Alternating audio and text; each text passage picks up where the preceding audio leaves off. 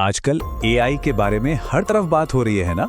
हमारे फोन से लेकर ऑफिस के काम तक ये टेक्नोलॉजी हमारी दुनिया को तेजी से बदल रही है। पर जैसे जैसे हम इस पर निर्भर होते जा रहे हैं, एक बहुत जरूरी सवाल खड़ा होता है, क्या ये सारी सहूलियत हमारे दिमाग को धीरे धीरे कमजोर बना रही है? चलिए आज इसी सवाल की तह तक जाते हैं। आप देख रहे हैं Bharat DLM, Bharat digital learning mission, शिक्षा से बदलता हुआ भारत।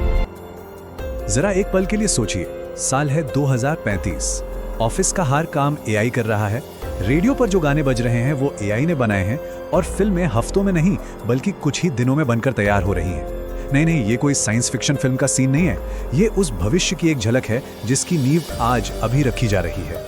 तो फिर सबसे बड़ा, सबसे अहम सवाल यही उठता है, क्या एआई धीरे धीरे हमारी सोचने समझने की ताकत छीन लेगा? क्या हम अपनी छोटी बड़ी मुश्किलों को खुद सुलझाना ही बंद कर देंगे?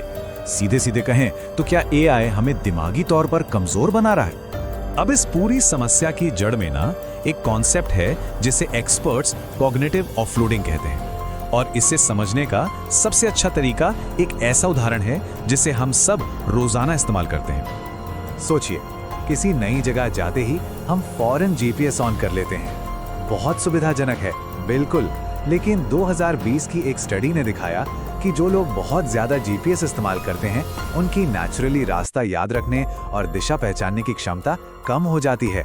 मतलब सुविधा की कीमत हम अपने दिमाग की एक बहुत जरूरी स्किल से चुका रहे हैं।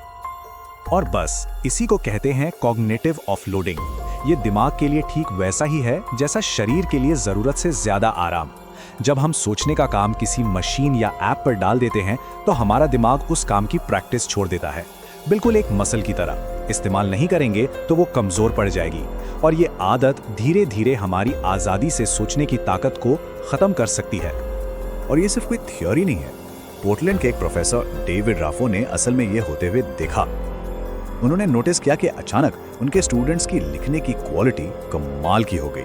जब उन्होंने वजह पूछी तो पता चला कि सब एआई इस्तेमाल कर रहे थे। तब प्रोफेसर को एहसास हुआ कि उनके स्टूडेंट्स का स्किल नहीं बल्कि इनके टूल्स बेहतर हो गए थे। अब ये कॉग्निटिव ऑफलोडिंग का खतरा और भी बड़ा हो जाता है जब हम जिस टेक्नोलॉजी पर आंख बंद करके भरोसा कर रहे हैं वही हमें धोखा दे दे, क्योंकि एआई पर इतना निर्भर होने के नतीजे वाकई में चौंकाने वाले हो सकते हैं। ये कहानी है पोर्शा की। 2023 में डेट्रॉइट पुलिस ने एक एआई फेशियल रिकॉग्निशन सिस्टम की गलती की वजह से उन्हें गिरफ्तार कर लिया।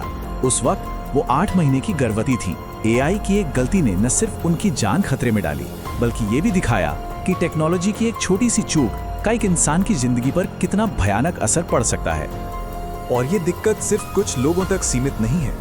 जरा इस बात पर गौर कीजिए कि एआई हमारी डिजिटल दुनिया पर कितनी तेजी से कब्जा कर रहा है। Amazon वेब सर्विसेज के रिसर्चर्स का अंदाजा है कि आज इंटरनेट पर जितना भी कंटेंट है उसका करीब 60% एआई ने बनाया है। मतलब इंटरनेट पर हम जो देख पढ़ रहे हैं उसमें से आधे से ज्यादा अब इंसानों का बनाया हुआ नहीं है। और यहीं पे भरोसा और हकीकत के बीच का फर्क साफ दिखता है। एक तरफ तो 70% लोग एआई से बनी न्यूज समरी पर भरोसा करने को तैयार हैं, लेकिन दूसरी तरफ बीबीसी की एक इन्वेस्टिगेशन में पता चला कि ऐसी आधी से ज्यादा समरीज में फैक्ट्स की गंभीर गलतियां थी। इस पूरी समस्या का एक नाम भी है जो सुनने में थोड़ा डरावना लगता है, मॉडल कोलैप्स। इसे ऐसे समझिए जैसे आप किसी फोटो की फोटोकॉपी करें, फिर उस कॉपी की एक और कॉपी, और फिर उसकी एक और। हर बार क्वालिटी थोड़ी थोड़ी खराब होती जाएगी, है ना? एआई के साथ भी यही हो रहा है। जब वो अपने ही बनाए हुए डेटा से सीखने लगता है, हर साइकिल के साथ सच्चाई और धुंधली होती जाती है, जो पूरे इंटरनेट के नॉलेज के लिए एक बहुत बड़ा खतरा है। और इसके उदाहरण हमें असल दुनिया में भी दिखे हैं, और वो भी काफी मजेदार। जब गूगल ने अपना एआई ओवरव्यू लॉन्च किया तो उसने कुछ बहुत ही अजीबोगरीब जवाब दिए। जैसे उसने कहा कि सांप मैमल्स यानी स्तनधारी होते हैं, और ये भी सलाह दी कि लोगों को रोज एक पत्थर खाना चाहिए। अब ये सुनने में भली मजाकिया लगे, लेकिन ये इस टेक्नोलॉजी की सीमाओं को बिल्कुल साफ साफ दिखाता है। तो अब तक हमने इसके खतरों की बात की, लेकिन क्या पूरी तस्वीर इतनी ही डार्क है? या फिर क्या एआई भी इतिहास में आई दूसरी टेक्नोलॉजी की तरह ही बस एक और टूल है? इस नजरिए को समझना भी बहुत जरूरी है। चलिए थोड़ा सा इतिहास में पीछे चलते हैं। साल था 1979, जब विज़ीकैल्क नाम का दुनिया का पहला स्प्रेडशीट प्रोग्राम आया। उसने अकाउंटेंट्स के काम करने का तरीका ही बदल दिया। आज हमारे पास लार्ज लैंग्वेज मॉडल्स यानी LLMs हैं जो भाषा और जानकारी को समझने समझाने के साथ कुछ वैसा ही कर रहे हैं। लेकिन यहाँ एक बहुत बड़ा और जरूरी फर्क है। विज़ीकाल्क ने सिर्फ कैलकुलेशंस जैसे एक खास काम को ऑटोमेट किया था, वहीं LLMs भाषा और विचारों को जोड़ने जैसे कहीं ज्यादा बुनियादी काम को ऑटोमेट कर रहे हैं। देखिए, विज़ीकाल्क ने अकाउंटेंट्स की नौकरी नहीं छीनी, बल्कि उन्हें और काबिल बनाया। AI के साथ भी ऐसा ही हो सकता है, बशर्ते हम इसका इस्तेमाल सही तरीके से करें। और यहीं पर हमें एक्सपर्ट्स की बात ध्यान से सुननी चाहिए। प्रोफेसर थॉमस डिट्रिच कहते हैं कि ये AI मॉडल्स असल में नॉलेज के भंडार नहीं है, बल्कि ये नॉलेज के स्टैटिस्टिकल मॉडल है। आसान भाषा में इसका मतलब ये कि AI पैटर्न पहचानता है, वो चीज़ों को सच में समझता नहीं है, उसे सही और गलत के बीच का फर्क नहीं पता। तो इन सारी बातों का हमारे लिए, आपके लिए क्या मतलब है?